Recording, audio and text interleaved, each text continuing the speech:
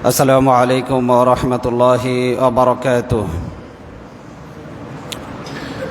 আলহামদুলিল্লাহি রাব্বিল আলামিন ওয়াল আকিবাতু লিল মুত্তাকিন ওয়াসসালাতু ওয়াসসালামু আলা আশরাফিল আমবিয়াই ওয়াল মুরসালিন ওয়া আলা আলিহি ওয়া আসহাবিহি আজমাইন।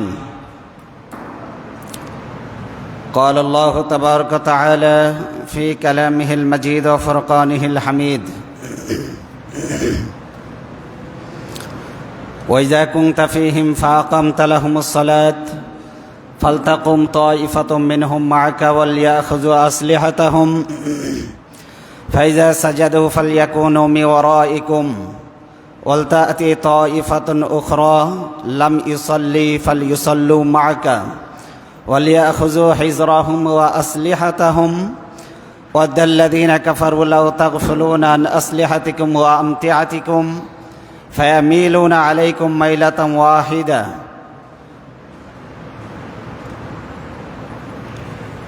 وقال رسول الله صلى الله عليه وسلم: إن أول ما يحاسب به العبد يوم القيامة من عمله صلاة فإن صلحت فقد أفلح وأنجأ وإن فسدت فقد خاب وخسر. শুকরিয়া আদায় করছি রবের দরবারে, মনিব আমাদেরকে সালাতুল জুমা আদায়ের জন্য মসজিদে আসার তৌফিক দিলেন। নতশিরে মনিবের দরবারে সুজুদ শুকরিয়া জ্ঞাপন করছি। সকলে পড়ছি আলহামদুলিল্লাহ। জোরে সোরে সমস্বরে সবাই পড়ছি আলহামদুলিল্লাহ। আমরা গত জুমাতে আলোচনা করেছিলাম নামাজের গুরুত্ব এবং নামাজ আদায় না করার ভয়াবহ পরিণতি। এ বিষয়ে আমরা আলোচনা করেছিলাম, কিন্তু আমাদের আলোচনা ছিল অসমাপ্ত। আজকে আমরা দ্বিতীয় পর্বের আলোচনা শুরু করছি। নামাজ এতটা গুরুত্বপূর্ণ আল্লাহর কাছে, নামাজ আদায় করতে হবে হুঁশ যতক্ষণ আছে ততক্ষণ পর্যন্ত। কতক্ষণ নামাজ আদায় করতে হবে? যতক্ষণ হুঁশ আছে ততক্ষণ নামাজ আদায় করতে হবে। কোনো অবস্থাতেই নামাজ ছেড়ে দেওয়ার সুযোগ নেই। অন্যান্য ইবাদত যেমন রোজার ক্ষেত্রে শরীয়ত বিধান প্রণয়ন করেছে, একজন মানুষ যদি রোজা রাখতে না পারে তাহলে পরবর্তী সময়ে সে রোজার কাজা আদায় করে দেবে। যদি বার্ধক্যজনিত কারণে রোজা রাখতে না পারে তাহলে পরবর্তী সময়ে সে প্রতিটা রোজার বিনিময়ে সে ফিদিয়া প্রদান করবে। এই বিধান, এই অনুমতি ইসলাম তাকে দিয়েছে। কিন্তু সালাতের ক্ষেত্রে সালাতের অবস্থান একেবারেই ভিন্ন। যে কোনো অবস্থাতেই একজন মুসলিমকে নামাজ আদায় করতে হবে। তবে নামাজের বিধানকে সহজ করে দেওয়া হয়েছে। সম্ভব হলে সে স্বাভাবিকভাবে দাঁড়িয়ে নামাজ আদায় করবে। আর যদি দাঁড়িয়ে নামাজ আদায় করতে না পারে তাহলে বসে নামাজ আদায় করবে। যদি বসেও নামাজ আদায় করতে না পারে তাহলে শুয়ে নামাজ আদায় করবে। কি করে নামাজ আদায় করবে? শুয়ে নামাজ আদায় করবে। নবীজি সাল্লাল্লাহু আলাইহি ওয়াসাল্লাম নামাজের ব্যাপারে গুরুত্ব আরোপ করেছেন। আল্লাহ সুবহানাহু ওয়া তাআলা কোরআনে কারিমে অসংখ্য আয়াতে নামাজের গুরুত্ব আরোপ করেছেন। একজন মুসলিম যদি যানবাহনে থাকে তাহলে যানবাহনে আরোহণ করা অবস্থায় নামাজ আদায় করবে। যদি পোশাক থাকে পোশাক পরিহিত অবস্থায় নামাজ আদায় করবে। যদি পোশাক না থাকে তাহলে উলঙ্গ অবস্থায়ও তাকে তার প্রভুর সামনে হাজির হতে হবে। যদি দোয়া সূরা কেরাত যদি জানা না থাকে, যদি সূরা ফাতিহা এবং সূরা ফাতিহার সাথে অন্যান্য সূরা মিলিয়ে পড়তে হয়, এই সূরা যদি তার জানা না থাকে তবুও সে তাসবিহ, তাহলিল, আল্লাহু আকবার, সুবহানাল্লাহ, আলহামদুলিল্লাহ, লা ইলাহা ইল্লাল্লাহ এই সমস্ত তাসবির মাধ্যমে নামাজ আদায় করবে। এরপরেও একজন মুমিন নামাজ ছেড়ে দিতে পারবে না। ইসলাম তাকে এই অধিকার দেয় নাই। আল্লাহ সুবহানাহু ওয়া তাআলা কোরআনে কারিমে নামাজের গুরুত্ব সম্পর্কে তিনি বলছেন, একজন মুমিনের যতক্ষণ হুঁশ থাকবে ততক্ষণ সে অবশ্যই নামাজ আদায় করবে। আল্লাহ সুবহানাহু ওয়া তাআলা বলেন, হাফিজু আলাস সালাওয়াতি ওয়াস সালাতিল উসতা ওয়া কুমু লিল্লাহি কানিতিন। আল্লাহ বলছেন, হাফিজু আলাস সালাওয়াতি ওয়াস সালাতিল উসতা, তোমরা নামাজের প্রতি যত্নবান হও, বিশেষ করে মধ্যবর্তী নামাজের ব্যাপারে। বলেন তো কোন নামাজের ব্যাপারে? মধ্যবর্তী নামাজের ব্যাপারে তোমরা যত্নশীল হও। কোন নামাজ? মধ্যবর্তী নামাজ। এখানে বিশেষ করে আসরের সালাতের প্রতি গুরুত্ব আরোপ করা হয়েছে। আল্লাহ বলছেন, ফাইন খিফতুম ফারিজালান আও রুকবানা, যদি তোমরা শঙ্কিত থাকো, ভীত সন্ত্রস্ত অবস্থায় থাকো, তাহলে পথচারী অবস্থায় তোমরা নামাজ আদায় করো। আও রুকবানা, আল্লাহ বলছেন অথবা আরোহী অবস্থায় নামাজ আদায় করো। হয় চলন্ত অবস্থায় নামাজ আদায় করো, অথবা যানবাহনে থাকলে যানবাহনে নামাজ আদায় করে নাও। এরপরে আল্লাহ বলছেন, ফাজকুরুল্লাহ কামা আল্লামাকুম মা লাম তাকুনু তা'লামুন, তোমরা আল্লাহকে স্মরণ করো যেভাবে আল্লাহ তোমাদেরকে শিক্ষা দিয়েছেন যা তোমরা জানতে না।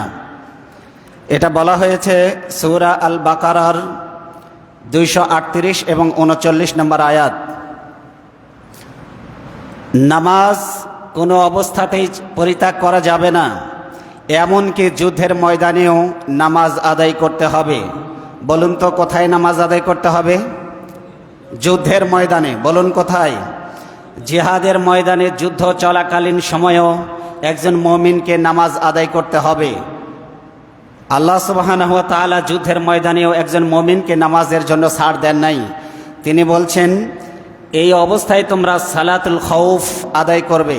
কি নামাজ? বলেন, সালাতুল খাউফ এর নামাজ তোমরা আদায় করবে। আল্লাহ সুবহানাহু ওয়া তাআলা পবিত্র কোরআনে সূরা নিসার 102 নম্বর আয়াতে তিনি বলছেন, ওয়া ইযা কুনতা ফীহিম ফাআকামতা লাহুমুস সালাত ফালতাকুম তাইফাতুম মিনহুম মা'আকা ওয়ালিয়াখুযু হিজরাহুম ফাইযা সাজাদু ফালইয়াকুনু মিন ওয়ারাইকুম ওয়ালতা'তি তাইফাতুন উখরা। আল্লাহ বলছেন, হে নবী, তুমি যখন তাদের মধ্যে অবস্থান করবে, তোমার বাহিনীকে নিয়ে, সাহাবাই কেরামদেরকে নিয়ে যুদ্ধের ময়দানে তুমি যখন অবস্থান করবে, তখন তুমি সেখানেই তাদেরকে নিয়ে নামাজ কায়েম করো। সুবহানাল্লাহ বলুন। ফালতাকুম তাইফাতুম মিনহুম মা'আকা, সাহাবাই কেরামদের একটি দল, তাদেরকে নিয়ে তুমি নামাজ কায়েম করো। ওয়ালিয়াখুযু আসলিহাতাহুম, আর এক দল অস্ত্রসহ সতর্ক অবস্থানে থাকবে। তাহলে যুদ্ধের ময়দানে সৈনিকদেরকে দুইটি ভাগে বিভক্ত করতে হবে। কয়টি ভাগে? 2 ভাগে বিভক্ত করে এক ভাগ লড়াই চালিয়ে যাবে, আর নবীজি বলছেন আর এক ভাগ সৈনিকদেরকে নিয়ে তুমি নামাজ কায়েম করো। তাহলে যুদ্ধের ময়দানেও নামাজের কোনো রুখসত দেওয়া হয় নাই, কোনো ছাড় দেওয়া হয়নি। যুদ্ধের ময়দানেও আল্লাহ বলছেন তুমি নামাজ কায়েম করো। আর কি বলছেন? ফাইজা সাজাদু ফালইয়াকুনু মিন ওয়ারাইকুম, তোমাদের একটি দল যখন নামাজ সম্পন্ন করবে, ওয়ালতা'তি তাইফাতুন উখরা লাম ইসাল্লু ফাল ইসাল্লু মা'আক, তোমাদের মধ্যে যে দলটি এতক্ষণ যুদ্ধ করেছিল সেই দলটি এসে তোমার সাথে আবার নামাজ আদায় করবে। তাহলে এতক্ষণ যে দল লড়াই করেছিল এক দল গিয়ে আবার যুদ্ধে যোগদান করবে, যেই দল নামাজ আদায় করেনি তারা এসে তোমার সাথে নামাজ আদায় করবে। সুবহানাল্লাহ বলুন। আল্লাহ বলছেন, ওয়াদাল্লাযীনা ওয়ালিয়াখুযু হিজরাহুম ওয়া আসলিহাতাহুম, তবে যুদ্ধের ময়দানে অস্ত্রসহ সতর্ক অবস্থানে থাকো। কি অবস্থানে? যুদ্ধের অস্ত্রসহ সতর্ক অবস্থানে থাকো। নামাজ আদায় করতে এসে সবাই মিলে নামাজ পড়ায় ব্যস্ত, আর ওদিকে দুশমনেরা একযোগে হামলা করে সবাইকে ধ্বংস করে ফেলবে, এমনটি যেন না হয়। যুদ্ধের ময়দানেও অস্ত্রসহ সতর্ক অবস্থানে থাকতে আল্লাহ নির্দেশ করেছেন। এরপরে আল্লাহ সুবহানাহু ওয়া তাআলা মুসলিম উম্মার প্রতিরক্ষা ব্যবস্থায় গুরুত্ব আরোপ করে তিনি বলছেন, ওয়াদাল্লাযীনা কাফারু লাউ তাগফুলুনা আন আসলিহাতিকুম ওয়া আমতিআতিকুম ফায়ামিলুনা আলাইকুম মাইলাতান ওয়াহিদা। আল্লাহ বলছেন, হে নবী, তবে তোমরা তোমাদের অস্ত্র সম্পর্কে, তোমাদের আসবাবপত্র সম্পর্কে অমনোযোগী হবে না। তোমরা তোমাদের অস্ত্র শস্ত্র সহ সতর্ক অবস্থানে থাকো, কারণ তোমাদের দুশ্মনেরা চায় তোমাদেরকে নিরস্ত্র করে রাখতে। কি করে রাখতে? সবাই বলুন। তোমাদের দুশ্মনেরা চায় তোমাদেরকে কি করে রাখতে? নিরস্ত্র করে রাখতে। কারণ কি? তোমাদেরকে যদি তারা অস্ত্র থেকে অমনোযোগী করে ফেলতে পারে, তাহলে ফায়ামিলুনা আলাইকুম মাইলাতাম ওয়াহিদা, একযোগে ওরা হামলা করে তোমাদেরকে ধ্বংস করে দিতে পারবে। এই জন্য ওরা চায় তোমাদের হাতে যেন অস্ত্র না থাকে। এই জন্য দেখবেন মুসলমানদের কাছে অস্ত্র থাকলে মুসলমানেরা জঙ্গি, আর ইসলামের দুশ্মন কাফের বেঈমান নাস্তিক মোরতাদদের কাছে অস্ত্র থাকলে এ নিয়ে পৃথিবীর কোনো মাথা ব্যথা নাই, পৃথিবীর মোড়লদের কোনো মাথা ব্যথা নাই। কথা বলেন ঠিক কিনা? কিন্তু তারা পারমাণবিক অস্ত্র তৈরি করবে, এতে কোনো বাধা নাই। কিন্তু মুসলমানরা যদি তাদের প্রতিরক্ষা ব্যবস্থা শক্তিশালী করার জন্য, তারা যদি রণপ্রস্তুতির জন্য নিজেদের আত্মরক্ষার কৌশল হিসেবে তারা যদি পারমাণবিক বোমা অস্ত্র যদি আবিষ্কার করার চেষ্টা করে, তাহলে গোটা দুনিয়ার কাফের বেঈমান একযোগে মুসলমানদেরকে ধ্বংস করে দেওয়ার জন্য তারা উঠে পড়ে লেগে যায়। কথা বলেন ঠিক কিনা? ইসরায়েলের কাছে পারমাণবিক বোমা থাকলে কোনো দোষ নাই, ভারতের কাছে পারমাণবিক বোমা থাকলে কোনো দোষ নাই, রাশিয়ার কাছে পারমাণবিক বোমা থাকলে কোনো দোষ নাই, আমেরিকার কাছে পারমাণবিক বোমা থাকলে কোনো দোষ নাই। দোষ হচ্ছে মুসলমানদের কাছে অস্ত্র থাকতে পারবে না। কথা বলেন ঠিক কিনা? সূরা আনফালের 60 নম্বর আয়াতে আল্লাহ বলছেন, ওয়া'ইদ্দু লাহুম মাসতাতা'তুম মিন কুওয়াহ ওয়া মিন রিবাতিল খাইল তুরহিবুনা বিহি আদুওয়াল্লাহি ওয়া আদুওয়াকুম ওয়া আখারিনা মিন দুনিহিম। আল্লাহ বলছেন, তোমাদের সর্বোচ্চ সামর্থ্য অনুযায়ী প্রস্তুতি গ্রহণ করো, তোমাদের অস্ত্র শস্ত্রগুলিকে তোমরা রিজার্ভ রাখো, তোমরা প্রস্তুতি গ্রহণ করো, তোমাদের ঘোড়াগুলিকে প্রস্তুত রাখো। কেন? আল্লাহ বলছেন, তুরহিবুনা বিহি আদুওয়াল্লাহি ওয়া আদুওয়াকুম, এর দ্বারা তোমরা তোমাদের দুশ্মন এবং আল্লাহর দুশ্মনদেরকে তটস্থ করে রাখবে, ভীত সন্ত্রস্ত করে রাখবে। তাহলে অস্ত্র যদি থাকে, কাফের বেঈমানেরা ভীত অবস্থায় থাকবে। কথা বলেন ঠিক কিনা? এই পৃথিবীতে রাজত্ব তার, অস্ত্র যার। কথা বলেন। এই পৃথিবীর সবচেয়ে বড় মোড়ল নাম কি? Master of the world, America. কারণ আমেরিকার অস্ত্র সবচাইতে বেশি, মরণাস্ত্র সবচাইতে বেশি, ধ্বংসাত্মক অস্ত্র সবচাইতে বেশি আমেরিকার কাছে। এই জন্য গোটা দুনিয়াতে নেতৃত্ব দেয় আমেরিকা। আর আল্লাহ আমাদেরকে বললেন, তোমরা তোমাদের সামর্থ্য অনুযায়ী শক্তি সঞ্চয় করো, প্রস্তুতি রাখো যুদ্ধের। আমরা আল্লাহর কথাটাকে গুরুত্ব দিলাম না, কিন্তু ইহুদি খ্রিস্টানরা আল্লাহর এই কথাটাকে গুরুত্ব দিয়ে তারা পারমাণবিক খাতে, তারা প্রতিরক্ষা খাতে সর্বোচ্চ বিনিয়োগ করে তারা গোটা দুনিয়ায় নেতৃত্ব দিল। আর আমরা নিজেরা দলাদলি মারামারি ফতুয়াবাজিতে লিপ্ত হয়ে নিজেরা নিজেদের কামড়াকামড়ি করে নিজেদের ধ্বংস নিজেরাই ডেকে এনেছি। কথা বলেন ঠিক কিনা? তথ্য প্রযুক্তিতে মুসলমানদের কোনো অবদান নেই, অথচ আল্লাহ বলছেন, তোমরা তোমাদের সর্বোচ্চ প্রস্তুতি নিয়ে রাখো, শক্তি অর্জন করো। শক্তি অর্জন করার অর্থ কি? শক্তি সঞ্চয় করার অর্থ হলো নিক্ষেপযোগ্য বস্তু শিক্ষা করো। নবীজি বলছেন, আলা ইন্নাল কুওয়াতার রামি, আলা ইন্নাল কুওয়াতার রামি, আলা ইন্নাল কুওয়াতার রামি। শক্তি সঞ্চয় করার অর্থ হলো নিক্ষেপযোগ্য বস্তু শিক্ষা করো। নিক্ষেপযোগ্য অর্থাৎ এখানে এমন এক যুগ আসবে, নবীজি ওই যুগের দিকে ইঙ্গিত করে তিনি বলেছেন, ওই যুগে লাঠিয়াল বাহিনী দিয়ে যুদ্ধ হবে না, ওই যুগে হাতাহাতি তৈর তলোয়ার বল্লম ধনুকের যুদ্ধ থাকবে না। ওই যুগটা হবে এমন যুগ, নিজ দেশের মাতৃভূমিতে বসে আর একটা দেশকে শুধুমাত্র রিমোট কন্ট্রোলের মাধ্যমে ধ্বংস করে দেওয়া সম্ভব। কথা বলেন ঠিক কিনা? নিক্ষেপযোগ্য বস্তু তার মানে ব্যালিস্টিক মিসাইল। আপনার নিজের দেশের বসে আর একটা দেশকে আপনি ধ্বংস করে দিতে পারবেন, ঠিক কিনা বলুন? এই জন্য কি আর এক দেশে গিয়ে যুদ্ধ করার দরকার আছে? আর এক দেশে যুদ্ধ করার দরকার নাই, নিক্ষেপযোগ্য বস্তু শেখো। নবীজি ওই দিকে ইঙ্গিত করেছেন। এটার দ্বারা যেমন তীর ধনুক উদ্দেশ্য, ঠিক এটার দ্বারা উদ্দেশ্য হচ্ছে পারমাণবিক বোমা, এটার দ্বারা উদ্দেশ্য হচ্ছে ব্যালিস্টিক মিসাইল, এটার দ্বারা উদ্দেশ্য হচ্ছে রকেট লঞ্চার, যেগুলি নিক্ষেপ করা হয়। নিক্ষেপ করা হয় কি না বলুন? এগুলো সব নিক্ষেপযোগ্য অস্ত্র। আল্লাহ বলছেন এগুলি তোমাদের হাতেও যেন থাকে। কিন্তু মুসলমানদের হাতে এগুলি থাকলে মুসলমানেরা কখনো ইহুদি খ্রিস্টান কাফেরদের উপরে অত্যাচার চালাবে না, কিন্তু ওদের হাতে যদি থাকে তাহলে ওরা মুসলমানদের উপরে অত্যাচার করবে, ঠিক কিনা বলেন? মুসলমানরা তখনই লড়াই করে যখন তারা আক্রান্ত হয়। কথা বলেন। মুসলমানেরা কখন লড়াই করে? যখন তারা আক্রান্ত হয়। আক্রান্ত না হলে একজন মুসলিম কখনো আর একজন প্রতিবেশী রাষ্ট্র বলেন অথবা অন্য কোনো জাতি বলেন তাদের উপরে আক্রমণ করে না। কথা বলুন ঠিক কিনা? মুসলমানকে আগে আক্রমণ করেছে পৃথিবীতে এরকমের কোনো নজির আপনারা দেখাতে পারবেন? মুসলমান জাতি আগে আক্রমণ করেছে এমন কোনো নজির দেখাতে পারবেন? মুসলমান জাতি তখনই জবাব দেয় যখন তারা আক্রান্ত হয়। যখন তারা কি হয় বলেন, কি হয়? আক্রান্ত হলে জবাব দেয়, কিন্তু মুসলমান জাতি কখনো আগে আক্রমণ করে না। ঠিক কিনা বলুন? আল্লাহ সুবহানাহু ওয়া তাআলা এরপরে বলছেন কিয়ামতের দিন সবার আগে নামাজের হিসাব নেওয়া হবে। বলুন, সবার আগে কোন জিনিসের, কোন ইবাদতের হিসাব নেওয়া হবে? নবীজি সাল্লাল্লাহু আলাইহি ওয়াসাল্লাম বলছেন নামাজের গুরুত্ব অনুধাবনের জন্য এই হাদিসটি যথেষ্ট যে কিয়ামতের দিন সর্বপ্রথম নামাজের হিসাব হবে। কিসের হিসাব বলুন? নামাজের হিসাব যদি বান্দার ক্ষেত্রে যদি সঠিক বলে বিবেচিত হয় তাহলে বান্দার নাজাত নিশ্চিত হয়ে যাবে। সুবহানাল্লাহ বলুন।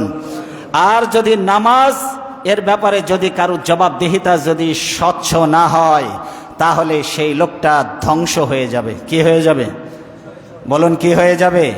নবীজি বলছেন সূরা সুনানে তিরমিজির 413 নম্বর হাদিস, ভালো করে শুনুন। ইন্না আউওয়ালা মা ইউহাসাবু বিহিল আবদু ইয়াউমাল কিয়ামাতি মিন আমালিহি সালাতুন। বান্দার যত আমল আছে কিয়ামতের দিন সব আমলের মধ্যে সবার আগে আল্লাহ প্রশ্ন করবেন, বান্দা তুমি নামাজ আদায় করেছিলে কিনা? বলেন, কোন ইবাদতের হিসাব সবার আগে হবে? সবাই বলেন, কোন ইবাদত? নামাজের হিসাব সবার আগে হবে। নবীজি বলছেন ফাইন সালুহাত, যদি কারণ নামাজ যদি ঠিক হয়ে যায়, ফাকাদ আফলাহা ওয়া আনজা, তাহলে সে সফল এবং মুক্তি লাভ করবে। সুবহানাল্লাহ বলুন। ওই লোকটা সফল হয়ে যাবে যদি কারো নামাজ ঠিক হয়ে যায়। নবীজি সাল্লাল্লাহু আলাইহি ওয়াসাল্লাম আরো বলছেন ওয়াইন ফাসাদাত ফাকাদ খাবা ওয়া খাসিরা, যদি কারো নামাজ ঠিক না হয় তাহলে সেই লোকটা ক্ষতিগ্রস্ত হবে, ধ্বংস হয়ে যাবে। নবীজি সাল্লাল্লাহু আলাইহি ওয়াসাল্লাম আরো বলছেন ফাইন তাকাসাত মিন ফারিজাতিহি শাইউন ক্বালা আর-রাব্বু আযজা ওয়া জাল উনজুরু হাল লিইবাদি মিন তাতাওউইন ফায়ুকাম্মালা বিহা মান তাকাসা মিনাল ফারিজাতি সুম্মা ইয়াকুনু সাইরু আমালিহি আলা যালিক। সুবহানাল্লাহ বলুন। আল্লাহ কিয়ামতের দিন তার বান্দার নেক আমলের দিকে মনোনিবেশ করে তিনি বলবেন, ফেরেশতাদেরকে লক্ষ্য করে বলবেন, তোমরা আমার বান্দার ইবাদতের মধ্যে দেখো কোনো নফল ইবাদত আছে কিনা। কোন ইবাদত? নফল ইবাদত। বলেন, কোন ইবাদত? নফল ইবাদত আছে কিনা দেখো। যদি নফল ইবাদত থাকে তাহলে নফলকে ফরজ বানিয়ে আমার বান্দার আমলনামায় তুলে দাও। সুবহানাল্লাহ। নফলকে কি বানানো হবে? নফল ইবাদতকে ফরজ বানিয়ে বান্দার আমলনামায় তুলে দেওয়া হবে ফরজের ঘাটতি পূরণ করার জন্য। এই জন্য যদি কারো কিয়ামতের দিন ফরজের ঘাটতি পড়ে যায় তাহলে ফরজের ঘাটতি পূরণ হবে নফল দিয়ে। কি দিয়ে? বলেন, কি দিয়ে? নফল দিয়ে, সুন্নত দিয়ে। এই জন্য ফরজের আগে পরে সুন্নত নামাজ পড়ার দরকার আছে না নাই? বলেন, আছে না নাই? নবীজি বলেছেন ফরজ নামাজের আগে পরে প্রতিদিন 5 ওয়াক্ত সালাতে কোনো ব্যক্তি যদি 12 রাকাত নফল নামাজ আদায় করে আল্লাহ জান্নাতের ভিতরে তার জন্য একটা করে প্রাসাদ নির্মাণ করে দেন। সুবহানাল্লাহ। অথচ অনেক মুসলমান নামাজিকে দেখা যায় তারা শুধুমাত্র ফরজ নামাজ পড়ে চলে যায়, সুন্নত নামাজে গুরুত্ব দেয় না। আছে না নাই? বলেন, আছে না নাই? খালি ফরজ পড়ে, সুন্নত নামাজে গুরুত্ব দেয় না। অথচ সুন্নতকে, নফলকে আল্লাহ কিয়ামতের দিন ফরজ বানিয়ে বান্দার ফরজের ঘাটতি পূরণ করবেন। নবীজি সাল্লাল্লাহু আলাইহি ওয়াসাল্লাম আরো বলছেন সুম্মা ইয়াকুনু সাইরু আমালিহি আলা যালিক, এভাবে প্রতিটি আমলের হিসাব পর্যায়ক্রমে আল্লাহ নিতে থাকবেন। তার মানে নফল ফরজ বানিয়ে বান্দার ফরজের ঘাটতি পূরণ করার জন্য আল্লাহ নফলকে ফরজ বানিয়ে বান্দার আমলনামায় তুলে দিবেন। সুবহানাল্লাহ বলুন। এটা বলা হয়েছে সুনানে তিরমিজির 413 নম্বর হাদিস। নবীজি সাল্লাল্লাহু আলাইহি ওয়াসাল্লাম নামাজ না পড়ার ভয়াবহ শাস্তি সম্পর্কে তিনি বলছেন বেনামাজির প্রতি আল্লাহর অভিশাপ। বলুন তো, বেনামাজির প্রতি কি? সবাইকে বলতে হবে, বেনামাজির প্রতি আল্লাহর কি? কথা বলেন সবাই। বেনামাজির প্রতি আল্লাহর অভিশাপ। আল্লাহ সুবহানাহু ওয়া তাআলা পবিত্র কোরআনে কি বলছেন ভালো করে শুনুন। বেনামাজি ব্যক্তি আল্লাহর অভিশাপ নিয়ে দুনিয়াতে জীবন যাপন করে, তাই বেনামাজি ব্যক্তির জীবনে অশান্তি এবং পেরেশানি লেগেই থাকে। দুনিয়ার জীবনের প্রকৃত স্বাদ একজন বেনামাজি কখনো উপলব্ধি করতে পারে না, অনুধাবন করতে পারে না। বেনামাজি কখনো দুনিয়ার জীবনের প্রকৃত স্বাদ সে অনুভব করতে পারে না। কিভাবে? আল্লাহ বলছেন ফালা সাদ্দাকা ওয়ালা সাল্লা, আল্লাহ বলছেন সে ঈমান আনেনি। ফালা সাদ্দাকা ওয়ালা সাল্লা, তারা ঈমান আনেনি। আল্লাহ বলছেন ফালা সাদ্দাকা ওয়ালা সাল্লা, সে সত্যায়ন করেনি, মানে ঈমান আনেনি। ওয়ালা সাল্লা, সে নামাজও পড়েনি।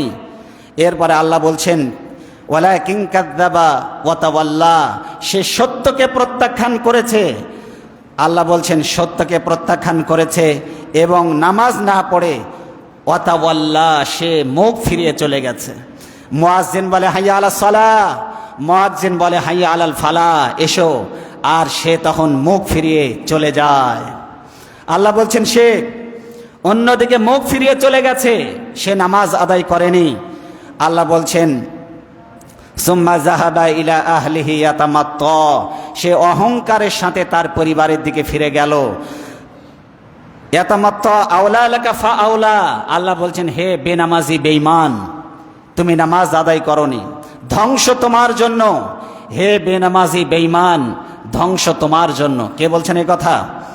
বলেন কে বলছেন? আওলা লাকা ফা আওলা সুম্মা আওলা লাকা ফা আওলা। আল্লাহ বলছেন হে বেনামাজি বেঈমান, তোমার জন্য ধ্বংস। হে বেনামাজি বেঈমান, তোমার জন্য ধ্বংস। এরপরে আল্লাহ সুবহানাহু ওয়া তাআলা তিনি আরো বলছেন আয়াহসাবুল ইনসানু আন ইউতরাকা সুদা, মানুষ কি ভেবেছে যে তাকে এমনি এমনি ছেড়ে দেওয়া হবে, কোনো হিসাব নেওয়া হবে না, কোনো বিচার করা হবে না, এমনি এমনি তাকে ছেড়ে দেব? এইটা কি সে ভেবে নিয়েছে যে তাকে আমি এমনিই ছেড়ে দেব? তাকে শুধু শুধু আমি ছেড়ে দেব না। যে ব্যক্তি নামাজ পরিত্যাগ করেছে তাকে আমি কঠিন শাস্তির মুখোমুখি করব। কার ঘোষণা এটা? বলেন কার ঘোষণা? আল্লাহর ঘোষণা। যে নামাজ আদায় করেনি আল্লাহ তাকে অহংকারী বলেছেন, বেঈমান বলেছেন, অহংকারী বলেছেন। আর ইন্নাল্লাযীনা ইস্তাকবিরুনা আন ইবাদাতি সায়াদখুলুনা জাহান্নামা দাখিরিন, আর যারা আল্লাহর ইবাদত করার ক্ষেত্রে অহংকার করবে আল্লাহ বলছেন আমি তাদেরকে উপর করে তাদেরকে জাহান্নামে নিক্ষেপ করে দেব। ওয়াস্তাকবিরু আন ইবাদাতি সায়াদখুলুনা জাহান্নামা দাখিরিন, অচিরেই আমি তাদেরকে অপমানিত করে, লাঞ্ছিত করে, উপর করে জাহান্নামে ফেলে দেব। যারা অহংকার করে আমার ইবাদত থেকে যারা মুখ ফিরিয়ে নিয়েছে, তাহলে যারা নামাজ আদায় করে না আল্লাহ এদেরকে বলেছেন অহংকারী, এদেরকে বলেছেন মিথ্যুক, এদেরকে বলেছেন দাম্ভিক, এবং এদেরকে সত্য প্রত্যাখ্যানকারী বলেছেন, এদেরকে বেঈমান বলেছেন। কে বলেছেন এটা? বলেন কে বলেছেন? আর আল্লাহ বলছেন আমি তাদেরকে এমনি এমনি ছেড়ে দেব না। এটা বলা হয়েছে সূরা কিয়ামার 31 থেকে 36 নম্বর আয়াতে।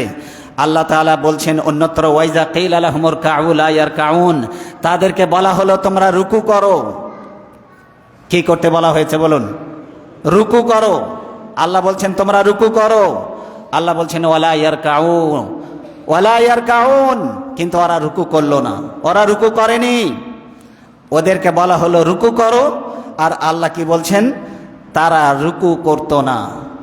আল্লাহ বলছেন রুকু করো, আর তারা রুকু করতো না। এই যে ফরজ নামাজ প্রতিদিন 5 ওয়াক্ত হয়, এই 5 ওয়াক্ত নামাজে প্রতিদিন মুয়াজ্জিন আহ্বান জানায় না জানায় না? কথা বলেন জানায় না জানায় না?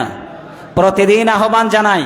কিসের জন্য আহ্বান জানায়? কল্যাণের আহ্বান জানায়, নামাজের আহ্বান জানায়। নামাজের মধ্যে রুকু আছে না নাই? আল্লাহ বলছেন ওয়াইজা কিলা লাহুমুর কাউ, যখন তাদেরকে রুকু করতে বলা হয় তখন লা ইয়ারকাউন, তারা রুকু করতো না। দুনিয়ার জীবনে যারা বেনামাজি এরা কি রুকু করে? বলেন রুকু করে? রুকু করে না। আল্লাহ বলছে তাদেরকে নামাজের জন্য যখন রুকু করতে বলা হয় তারা রুকু করতো না। সূরা মুরসালাতের 48 নম্বর আয়াতে আল্লাহ বলছেন বেনামাজির প্রতি আল্লাহ এবং রসুলের কোনো জিম্মাদারি, আমানতদারিতা এবং কোনো নিরাপত্তা থাকে না। আল্লাহর পক্ষ থেকে বেনামাজির ওপরে কোনো নিরাপত্তা থাকে না। বলেন বেনামাজির ওপরে আল্লাহর পক্ষ থেকে কোনো নিরাপত্তা রসুলের পক্ষ থেকে কোনো নিরাপত্তা থাকে না। কিভাবে? ভালো করে শুনুন। নবীজি সাল্লাল্লাহু আলাইহি ওয়াসাল্লাম বলছেন, আবু দারদা হাদিসটি বর্ণনা করেছেন, রাসূলুল্লাহ সাল্লাল্লাহু আলাইহি ওয়াসাল্লাম আমাকে নসিহত করতে গিয়ে তিনি বলেছেন, হে আবু দারদা, ওয়ালা তাতরুক সালাতান মুতাআম্মিদা, ইচ্ছা করে কখনো নামাজ ছেড়ে দিও না। ফাইন্নাহু মান তারাকাহা ফাকাদ বারিয়াত মিনহু জিম্মাতুল্লাহি ওয়া রাসূলি, কোন ব্যক্তি যদি ইচ্ছা করে নামাজ ছেড়ে দেয় তাহলে আল্লাহ এবং তার রসুল তার উপর থেকে তার নিরাপত্তা তুলে নেন। নাউজুবিল্লাহ বলেন। আচ্ছা, আল্লাহর নিরাপত্তা যার উপরে নাই, পৃথিবীতে এর চাইতে বড় অসহায়, এর চাইতে বড় এতিম, এর চাইতে নাদান, এর চাইতে বড় ভিক্ষুক আর কেউ হতে পারে? বলেন, আল্লাহর নিরাপত্তা যদি কারো উপরে না থাকে এর চাইতে কপাল পোড়া আর কেউ কি হতে পারে? অথচ আল্লাহ এবং রসুলের কোনো নিরাপত্তা থাকে না বেনামাজির উপরে, আল্লাহ তার উপর থেকে নিরাপত্তার চাদর তুলে নেন। এটা বলা হয়েছে মাজমাউ জাওয়ায়েদ 7115 নম্বর হাদিস। বেনামাজির কানে, নবীজি বলেছেন, বেনামাজির কানে শয়তান পেশাব করে দেয়। সবাই বলুন, বেনামাজির কানে শয়তান কি করে দেয়? সবাইকে বলতে হবে, বেনামাজির কানে শয়তান কি করে দেয়? মনোযোগ আছে আপনাদের? মনোযোগ আছে? সবাই বলেন তো, বেনামাজির কানে শয়তান কি করে দেয়? পেশাব করে দেয়। কেউ যদি আপনার মুখের ওপরে পেশাব করে দেয়, আস্ত রাখবেন? বলেন, আস্ত রাখবেন? আস্ত রাখবেন না। শয়তান এই কাজটা এতটা ঘৃণিত, শয়তানও ঘৃণা করে তাকে, যে তুই নামাজ পড়লি না কেন, আমি তোর মুখে পেশাব করে দেব। ভালো করে হাদিসটা শুনুন। হাদিসটি বলা হয়েছে সহিহ আল বুখারীর 3270 নম্বর হাদিস, বুখারী শরীফের হাদিস। যুকিরা ইনদান নবী সাল্লাল্লাহু আলাইহি ওয়াসাল্লাম, আব্দুল্লাহ ইবনে মাসউদ হাদিসটি বর্ণনা করছেন। তিনি বললেন, এক ব্যক্তির কথা নবীজির সামনে উপস্থাপন করা হলো। সেই ব্যক্তি সম্পর্কে বলা হলো, হে আল্লাহর নবী, রাজুলুন নামা লাইলাহু হাত্তা আসবাহা, একজন ব্যক্তি এমন রয়েছে, সে সারা রাত ঘুম পাড়ে, এমনকি সে ফজরের নামাজ পর্যন্ত ঘুম পাড়ে, ফজরের নামাজ আদায় করে না। নবীজি বললেন, যাকা রাজুলুন বালা শাইতানু ফি উযুনাইহি, সে তো ওই ব্যক্তি যে ওই ঘুমন্ত ব্যক্তির উপরে যে ফরজ নামাজ, ফজরের নামাজ না পড়ে যে ব্যক্তি ঘুমিয়ে থাকলো, এ তো ওই ব্যক্তি যার দুই কানে শয়তান পেশাব করে দেয়। শয়তান দুই কানে কি করে দেয়? পেশাব করে দেয়, প্রস্রাব করে দেয়। বেনামাজি এতটাই ঘৃণিত, শয়তান পর্যন্ত তাকে সহ্য করতে পারে না। আল্লাহ সুবহানাহু ওয়া তাআলা এভাবে করে নামাজের গুরুত্ব আরোপ করেছেন।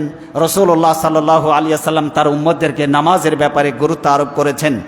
বেনামাজি দুনিয়াতে বিপদ আপদে নিপতিত হবে এবং আখিরাতে অন্ধ হয়ে উঠবে। বলেন, দুনিয়ার জীবনে বিপদে পতিত হবে আর আখিরাতে অন্ধ হয়ে উঠবে। কোন ব্যক্তি?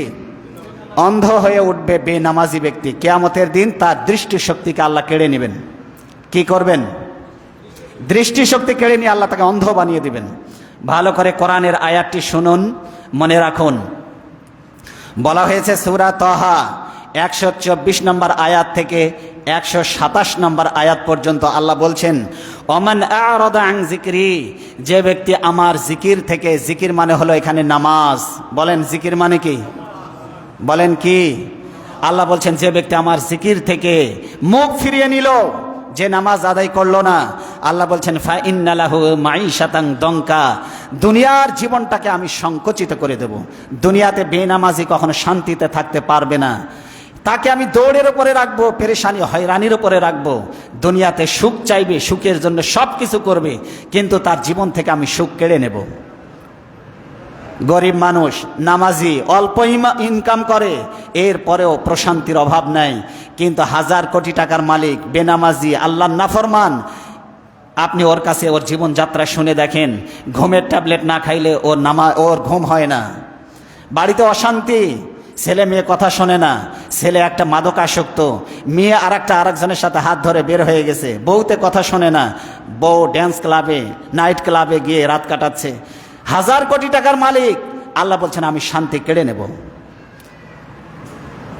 কথা বলেন ঠিক কিনা? আল্লাহ বলছেন যে আমার স্মরণ থেকে, নামাজ থেকে মুখ ফিরিয়ে নিল, আমি তার দুনিয়ার জীবনটাকে সংকুচিত করে দেব, আমি তার সুখ শান্তি কেড়ে নেব। ওয়া নাহশুরুহু ইয়াউমাল কিয়ামাতি আ'মা, আর কিয়ামতের দিন আমি তাকে উঠাবো অন্ধ করে। বলেন কি করে? অন্ধ করে। কে বেনামাজি দুটি চোখ থাকবে কিন্তু দৃষ্টিশক্তি থাকবে না। আল্লাহ বলছেন অন্ধ করে উঠাবো। এই অন্ধ ব্যক্তি কিয়ামতের দিন সে উঠে বলবে, ক্বালা রাব্বি লিমা হাশারতানি আ'মা, হে আমার রব, আপনি আমাকে অন্ধ করে উঠালেন কেন? আমি তো দুনিয়াতে চক্ষুষ্মান ছিলাম, দুনিয়ার জীবনে আমার চক্ষু ছিল, আমি দেখতে পেতাম, কিন্তু আপনি আমাকে আজকে অন্ধ করে উঠালেন কেন? আল্লাহ তখন তার জবাব দিবে, ক্বালা কাযালিকা আতাতকা আয়াতুনা ফানাসিতাহা ওয়া কাযালিকাল ইয়াওমা তুনসা। যখন সে বলবে রাব্বি লিমা হাশারতানি আ'মা ওয়া কাদ কুনতু বাসীরা, আমি দুনিয়াতে চক্ষুষ্মান ছিলাম, আপনি আমাকে অন্ধ করে উঠালেন কেন? তখন আল্লাহ জবাব দিয়ে বলবেন, আমি তোমাকে অন্ধ করে উঠিয়েছি এই জন্য যে দুনিয়াতে তুমি আমার স্মরণকে ভুলে গিয়েছিলে, আর আজকে কিয়ামতের দিন আমি নিজেই তোমাকে ভুলে গেলাম। তুমি যেমন দুনিয়াতে প্রতিদিন 5 বার মুয়াজ্জিন ডাকতো, তুমি উপস্থিত হতে না, আমাকে ভুলে গিয়েছিলে, কেমন জানি মুয়াজ্জিনের এই আজানের ধ্বনি তোমার কানে পৌঁছায়নি, তুমি যেমন আমাকে ভুলে গিয়েছিলে, আজকে কিয়ামতের দিন তোমাকে ভুলে গেলাম, কিয়ামতের দিন তোমাকে ভুলে গেলাম, আর শাস্তি হিসাবে তোমাকে, তোমার দৃষ্টিশক্তি আমি কেড়ে নিলাম, তোমাকে আমি অন্ধ করে উঠালাম। হাসরের ময়দান পাড়ি দেবে বেনামাজি অন্ধ অবস্থায়। কি অবস্থায়? মানুষ দেখে বুঝে নেবে, হাজার হাজার কোটি কোটি মানুষের সামনে আপনি সেই কিয়ামতের দিন অন্ধ হয়ে উঠবেন, অপরাধী হিসাবে উঠবেন, মানুষের সামনে লজ্জিত এবং অপমানিত হবেন। আমরা কি কিয়ামতের ময়দানে হাজার হাজার কোটি কোটি মানুষ যেই দিন থাকবে, সেই মানুষদের সামনে কি আমরা লজ্জিত হতে চাই? বলেন, লজ্জিত হতে চাই? যদি না চাই তাহলে নামাজি হওয়ার দরকার আছে না নাই? বেনামাজির কবরে আযাব চলতে থাকবে, বেনামাজির কবরে আযাব চলতে থাকবে। নবীজি নিজে স্বপ্ন যোগে এইটা দেখেছেন। আপনার আমার স্বপ্ন ওহী নয়, কিন্তু নবীদের স্বপ্ন হলো ওহী। নবীদের স্বপ্ন কি? নবীরা স্বপ্নে যা দেখতেন এটা আল্লাহ তাদেরকে দেখাইছেন, এটা সত্য। নবীজির স্বপ্ন ভালো করে শুনুন। বেনামাজির কবরে কি রকম শাস্তি হচ্ছে নবীজি নিজে চোখে দেখে এই হাদিসটি বর্ণনা করেছেন। হাদিসটি ভালো করে শুনুন, বুখারী শরীফের হাদিস। বলেন কোথাকার হাদিস? বুখারী শরীফের হাদিস, 7047 নম্বর হাদিস। নবীজি বলছেন, ওয়া ইন্না আতাইনা আলা রাজুলিন মুদতাজাইন, আমি ঘুমন্ত অবস্থায় ছিলাম, 2 জন ফেরেশতা এসে আমাকে হাত ধরে নিয়ে চলে গেল। তারা নিয়ে গেল এমন এক ব্যক্তির কাছে যে ব্যক্তিটা শায়িত অবস্থায় ছিল, শুয়ে ছিল। কি অবস্থায়? বলেন, কি অবস্থায় ছিল? শুয়ে ছিল। ওয়া ইজা আখারু কাইমুন আলাইহি বিসখরাতিন, আরেকজন ব্যক্তি তার মাথার কাছে দাঁড়িয়ে আছে বিরাট এক পাথর নিয়ে। কি নিয়ে? ভাই কথার জবাব দেন না কেন আপনারা? বিরাট এক পাথর নিয়ে আরেকজন ব্যক্তি ওই শুয়ে থাকা ব্যক্তির মাথার কাছে দাঁড়িয়ে আছে, নবীজি বলছেন। এরপরে তিনি বলছেন, ওয়া ইজা হুয়া ইয়াহবি বিসখরাতিল লিরাসিহি ফায়াসলুগা রাসুহু। নবীজি সাল্লাল্লাহু আলাইহি ওয়াসাল্লাম বলছেন, ওই যে দাঁড়িয়ে থাকা বড় পাথর হাতে নিয়ে থাকা ওই ব্যক্তিটি এত জোরে পাথর দিয়ে তার মাথায় আঘাত করছে, তার মাথার মগজগুলি ছিন্ন ভিন্ন হয়ে, মাথা টুকরা টুকরা হয়ে, পাথরটি এত জোরে মেরেছে তার মাথা থেতলা হয়ে টুকরা টুকরা হয়ে পাথরটি অনেক দূরে ছিটকে পড়েছে। যে ব্যক্তিটি পাথর হাতে নিয়ে দাঁড়ানো, সে দ্রুত গতিতে পাথরের দিকে ছুটে চলল ওই পাথর আবার নিয়ে আসার জন্য। কিসের জন্য বলুন? ফায়াতা দাহুল হাজারু হা হুনা ফায়াতবাউল হাজারু ফায়াখুযুহু ফালা ইয়ারজিউ ইলাইহি হাত্তা ইয়াসিহা রাসুহু কামা কানা।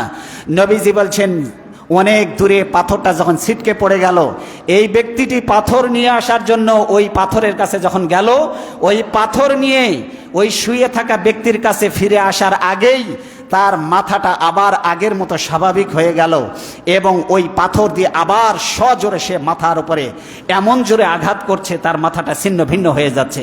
এই পাথরটি আবার দূরে সরে যাচ্ছে, সে আবার পাথরটি নিয়ে এসে আবার আগের মতো সে পাথর দিয়ে মাথার উপরে আঘাত করছে আর তার মাথা ছিন্ন ভিন্ন করে দিচ্ছে। রাসূলুল্লাহ সাল্লাল্লাহু আলাইহি ওয়াসাল্লাম জিজ্ঞাসা করলেন, তিনি বললেন, সুম্মা ইয়াউদু ইলাইহি ফায়াফআলু বিহি মিসলা মা ফাআলাল মাররাতাল উলা। যখন বারংবার এই একই পরিণতি যখন হচ্ছে, নবীজি সাল্লাল্লাহু আলাইহি ওয়াসাল্লাম জিজ্ঞাসা করলেন, ভাই জিবরিল ফেরেশতাদের কাছে জিজ্ঞাসা করলেন, কেন এই শাস্তি দেওয়া হচ্ছে, এই বিভৎস শাস্তি, কি অপরাধ করেছিল এরা দুনিয়ার জীবনে? তখন ওই ব্যক্তি কি বলল, ওই ফেরেশতারা কি বলল, ফা ইন্নাহুর রাজুলু ইয়াখুযুল কুরআনা, এ হচ্ছে সেই ব্যক্তি যাকে আল্লাহ কোরআন দিয়েছিলেন, কোরআন দিয়ে মানুষদেরকে উপদেশ দিত, সে কোরআন পড়তো কিন্তু নিজে আমল করতো না। এটা গেল 1 নম্বর কারণ।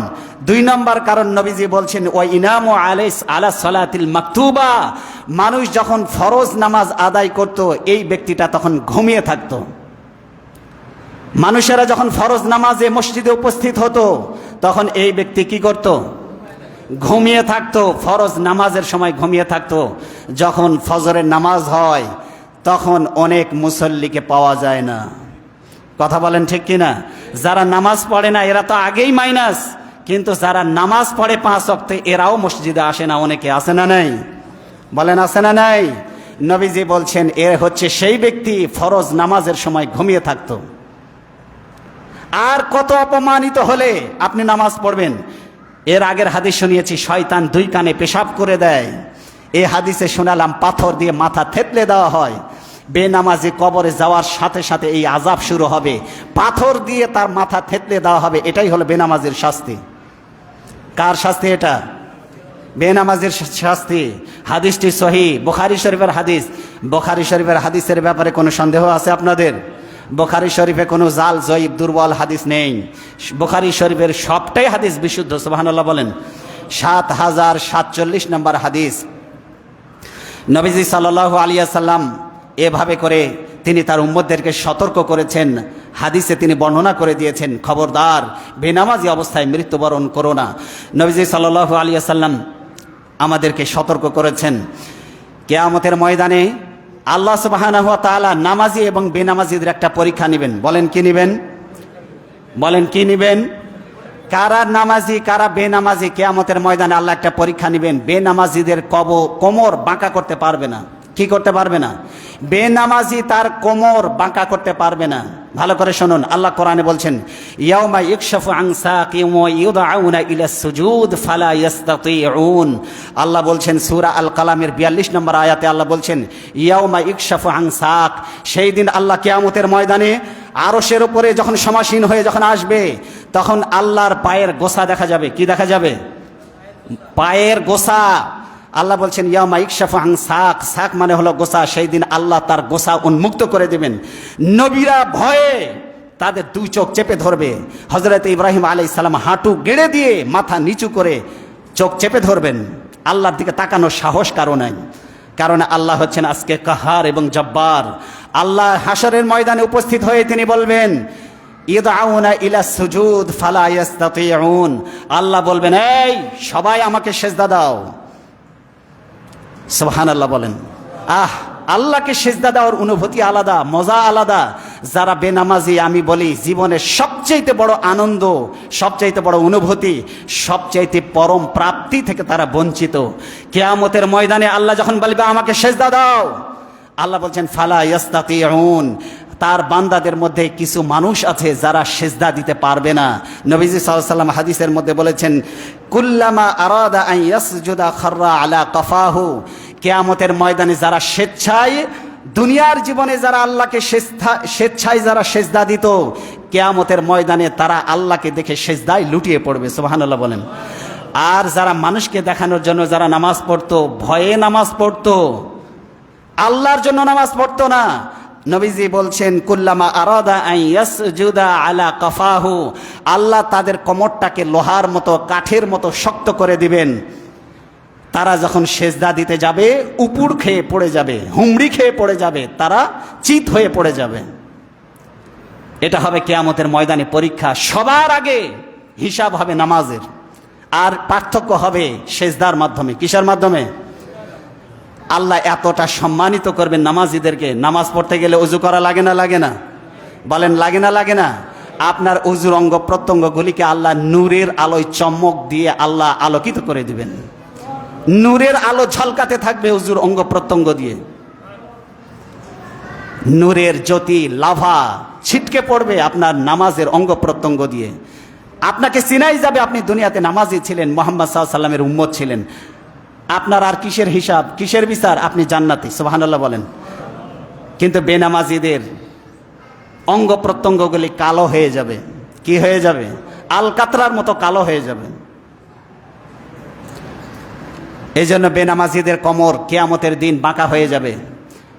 সবচাইতে বড় দুর্ভাগ্য আর আফসোস বেনামাজিদের জন্য। এই জন্য পৃথিবীর সবচাইতে বড় কাফেরের সাথে, নিকৃষ্ট কাফেরের সাথে বেনামাজির হাসর হবে। বলেন কার সাথে? সবচাইতে বড় পৃথিবীর নিকৃষ্ট কাফের নাম বলেন আপনারা, কে বলতে পারবেন? এই পৃথিবীর সবচাইতে নিকৃষ্ট কাফের নাম হলো ফিরাউন। বলেন কি নাম? জোরে বলেন, সবাই বলেন। ফিরাউন। এরপরে সবচাইতে বড় কাফের নাম হলো নমরুদ। ফিরাউন, নমরুদ, হামান, কারুন পৃথিবীর সবচাইতে বড় বড় কাফের। আল্লাহ রাসূল সাল্লাল্লাহু আলাইহি ওয়াসাল্লাম বলেছেন, ভালো করে শুনুন, মান হাফাজা আলাইহা কানাত লাহু নূরান, যারা দুনিয়াতে নামাজ আদায় করবে এই নামাজ তাদের জন্য কিয়ামতের দিন আলো হয়ে যাবে। সুবহানাল্লাহ বলেন। আলো, জ্যোতি হয়ে যাবে। ওয়া বুরহানান, জান্নাতে যাওয়ার জন্য দলিল হবে। সুবহানাল্লাহ বলেন। আচ্ছা বলেন, আপনি যে বাড়িতে থাকেন ওই বাড়ির দলিল আছে না নাই? কথা বলেন না কেন? দলিল আছে না নাই? দলিল ছাড়া জমিনের মালিকানা দাবি করতে পারবেন? তো জান্নাতে যাবেন, এই দুনিয়ার চাইতে 10 দুনিয়ার সমান ছোট জান্নাত। এত বিশাল প্রপার্টির মালিক হবেন আপনি, তাহলে সেইটার দলিল লাগবে না? লাগবে না? আপনি মরার পরে কাফনের মধ্যে সেই দলিল ঢুকাই দিলে হবে? অবুরহানান, এই নামাজই হবে আপনার দলিল। সুবহানাল্লাহ বলেন। ফুলসিরাত পাড়ি দেওয়ার জন্য আলো লাগবে, সে আলো হবে আপনার নামাজ। ওয়ান্নাজাতান ইয়াউমাল কিয়ামা, জাহান্নামের আগুন থেকে বাঁচার জন্য আপনার লাগবে সাহায্য। সেই জাহান্নামের আগুন থেকে বাঁচবেন কিভাবে? আল্লাহ রাসূল বলছেন, নাজাতান ইয়াউমাল কিয়ামা, যারা নামাজি ছিল দুনিয়াতে, এই নামাজি তাদেরকে জাহান্নামের আগুন থেকে বাঁচিয়ে নেবে। সুবহানাল্লাহ বলেন। আমাল্লাম ইউহাফিজ আলাইহা, যারা নামাজকে হেফাজত করেনি, যথাযথভাবে আদায় করেনি, লাম ইয়াকুন লাহু নূরুন, কিয়ামতের দিনে এই নামাজ তাদের জন্য আলো হবে না। ওয়ালা বুরহানান, জান্নাতের দলিল হবে না। ওয়ালা নাজাতান, জাহান্নামের আগুন থেকে বাঁচার জন্য পরিত্রাণের মাধ্যমও হবে না। ওয়া কানা ইয়াউমাল কিয়ামতি মা কারুন, ফিরাউন ওয়া হামান ওয়া উবাই ইবনে খালফ, 4 জন পৃথিবীর নিকৃষ্ট বড় বড় কাফের নাম উল্লেখ করে আল্লাহ রাসূল বলছেন, ফিরাউন, হামান, কারুন, উবাই ইবনে খালফ, এই পৃথিবীর সবচাইতে নিকৃষ্ট বড় 4 জন কাফের সাথে বেনামাজির হাসর হবে। ফিরাউন থাকবে যেই কাতারে, বেনামাজি হাসরের মাঠে দাঁড়িয়ে থাকবে ওই কাতারে। আপনাকে বলেন, আপনাকে দান্দা বেড়ি পরায়ে চোরদের সাথে যদি জেলখানায় রাখে আপনার মতো ভালো মানুষকে, এটা কি আপনার জন্য চোরের কন্ডম সেলে রাখা, এটা কি সম্মানিত মানুষের জন্য কি সম্মানের না অপমানের? বলেন, অপমান না সম্মান? আপনাকে হাত পা লাগায়ে চোর ডাকাত খুনিদের সাথে যদি জেলখানায় রাখে, অপমান না সম্মান? ফেরাউন যেই কাতারে কিয়ামতের দিন দাঁড়িয়ে থাকবে, পৃথিবীর সবচাইতে নিকৃষ্ট কাফের যে নিজেকে আল্লাহ দাবি করেছিল, সেই ফেরাউন যেই কাতারে দাঁড়িয়ে থাকবে, বেনামাজি দাঁড়িয়ে থাকবে তার সাথে একই কাতারে। এর চাইতে কত লজ্জিত হলে আপনি নামাজ পড়বেন? কিভাবে অপমান করলে আপনি নামাজ পড়বেন? কত শাস্তির ভয় দেখালে আপনি নামাজ পড়বেন? এমন কিছু বাদ রাখেন নাই। আল্লাহ এবং রসুল শতভাবে চেষ্টা করেছেন আপনি যেন নামাজটা পড়েন, কিন্তু এরপরেও নামাজি লোকের সংখ্যা কম না বেশি? বলেন, কম না বেশি? এই কোরআনের আয়াতটি পড়ে শেষ করে দেব। যখন জাহান্নামে যাবে, তখন জান্নাতীরা তাদেরকে প্রশ্ন করবে, তোমরা কেন জাহান্নামে যাচ্ছ বলে যাও। তখন সবার আগে জাহান্নামীরা যেই কারণটা বলবে, ভালো করে শুনুন। সূরা আল মারিয়াম, আল্লাহ বলছেন সূরা আল মুদ্দাসিরের 42 এবং 44 নম্বর আয়াত, মা সালাকাকুম ফি সাকার, কেন জাহান্নামে যাচ্ছ? তখন তারা সবার আগে যেই কারণটা বলবে, লাম নাকু মিনাল মুসাল্লিন, দুনিয়াতে আমরা নামাজ আদায় করিনি। 1 নম্বরে কারণ কি? দুনিয়াতে যত কারণে মানুষ জাহান্নামে যাবে, 1 নম্বর কারণ, যে কারণে মানুষ জাহান্নামে যাবে, তারা প্রথমেই বলবে, জান্নাতীদেরকে বলবে, শোনো, তোমরা জান্নাতে গিয়েছো নামাজের কারণে, আর আমরা জাহান্নামে যাচ্ছি তার 1 নম্বর কারণ হলো লাম নাকু মিনাল মুসাল্লিন, দুনিয়াতে আমরা মুসল্লিদের অন্তর্ভুক্ত ছিলাম না, আমরা নামাজি ছিলাম না। ও বেনামাজি ভাইয়েরা, আমার মুসলিম তরুণ যুবক ভাইয়েরা, যারা নামাজ এখনো ধরেন নাই, তাদের প্রতি উদাত্ত আহ্বান জানাচ্ছি, আপনারা আমাদের দুশমন না, আমরা আপনাদের কল্যাণকামী, আমরা আপনাদেরকে জান্নাতে নিতে চাই, জাহান্নামের শাস্তি থেকে, কবরের শাস্তি থেকে আপনাদেরকে বাঁচাতে চাই। এখনো সময় আছে, আপনার জীবনের প্রদীপ নিভে যায়নি, এখনো তওবা করে ফিরে আসার সুযোগ আছে না নাই? বলেন আছে না নাই? নবীজি সাল্লাল্লাহু আলাইহি ওয়াসাল্লাম কতভাবে আপনাদেরকে নামাজের জন্য বলেছেন। আল্লাহ বলছেন ফাখালাফা মিন বাদিহিম খলফুন, যারা নামাজ আদায় করবে না, আল্লাহ তাদের ব্যাপারে বলছে, তাদের পরে আসলো এক অপদার্থ জাতি। আল্লাহ বেনামাজিদেরকে বলেছেন অপদার্থ জাতি। আল্লাহ বলছেন আদাউ সালাত, তারা নামাজকে নষ্ট করলো। যারা নামাজকে নষ্ট করে, যারা নামাজ পড়ে না, আল্লাহ এদেরকে বলেছেন অপদার্থ। আল্লাহ এরপরে বলছেন অত্তাবাউ শাহওয়াত, তারা প্রবৃত্তির অনুসরণ করলো। এরপরে আল্লাহ বলছেন ফাসাউফা ইয়ালকাউনা গায়্যা, আমি তাদেরকে গয়্যায় নিক্ষেপ করব। কোথায় নিক্ষেপ করব? গয়্যা। বলেন কোথায়? গয়্যা নামক স্থানের কথা আল্লাহ কোরআনে বলেছেন। এটা বলা হয়েছে, গয়্যাটা কোথায়? এটা সূরা মারিয়ামের 59 নম্বর আয়াতে আল্লাহ বলছেন গয়্যাতে আমি নিক্ষেপ করব বেনামাজিদেরকে। গয়্যা কি? তাফসির ইবনে কাসিরে 5 নম্বর খণ্ডে এসেছে 217 নম্বর পৃষ্ঠায়, ভালো করে শুনুন। ওয়াদিন ফি জাহান্নাম বাইদুল কারি খবিসুত তুআম, এটা হলো জাহান্নামের গভীর এক গর্তের নাম। গভীর গর্ত হতে পারে, জাহান্নামের মুখ থেকে আপনাকে ফেলে দিলে 40 বছর লাগবে নিচে যেতে। আর বাইনা খরিফান, 40 বছর লাগবে নিচে যেতে। কত গভীর জাহান্নামের এই ভয়ঙ্কর উপত্যকা, এখানে বেনামাজিদেরকে নিক্ষেপ করা হবে। এটার নাম হচ্ছে গায়্যা। এটা তাফসির ইবনে কাসিরের 5 নম্বর খণ্ডে 217 নম্বর পৃষ্ঠায় এসেছে। নবীজি বলছেন ওই গয়্যা যেখানে 40 বছর লাগবে নিচে যেতে, ওই গয়্যায় ওদেরকে খেতে দেওয়া হবে কি? খবিসুত তুআম, জাহান্নামীদের রক্ত আর পুঁজ খেতে দেওয়া হবে। বেনামাজিদের খাবার হবে জাহান্নামীদের রক্ত আর পুঁজ। এরপরেও কি নামাজে মসজিদে আসার সময় হয়নি আপনার? দুনিয়ার জীবন তো চলেই গেল। হতে পারে আর কিছুদিন পরেই হয়তো মুয়াজ্জিনের ধ্বনি বেজে উঠবে, উমুকের ছেলে উমুকের জানাজা আগামীকালকে সকাল 10টায় উমুক মাঠে অনুষ্ঠিত হবে। সেই ঘোষণা আসার আগেই আমাদের আল্লাহর দরবারে হাজিরা দেওয়ার জন্য প্রস্তুতি গ্রহণ করার দরকার আছে না নাই? এটা কি বেনামাজি অবস্থায় না নামাজি অবস্থায়? আল্লাহর অনুগত বান্দা হিসেবে নাকি নাফরমান হিসেবে? আল্লাহর অনুগত বান্দা হিসেবে, নামাজি হিসেবে, বিনয়ী হিসেবে আমরা যেন আল্লাহর সামনে যেন দাঁড়িয়ে যেতে পারি। আল্লাহ আমাদেরকে তৌফিক দান করুন, বলেন আমিন। হাযা মা ইনদি ওয়াল ইলমু ইনদাল্লাহ আলাইহি তাওয়াক্কালতু ওয়া ইলাইহি উনীব। আমরা যারা সুন্নাত পড়ি নাই, সুন্নাত পড়ে নেব ইনশাআল্লাহ।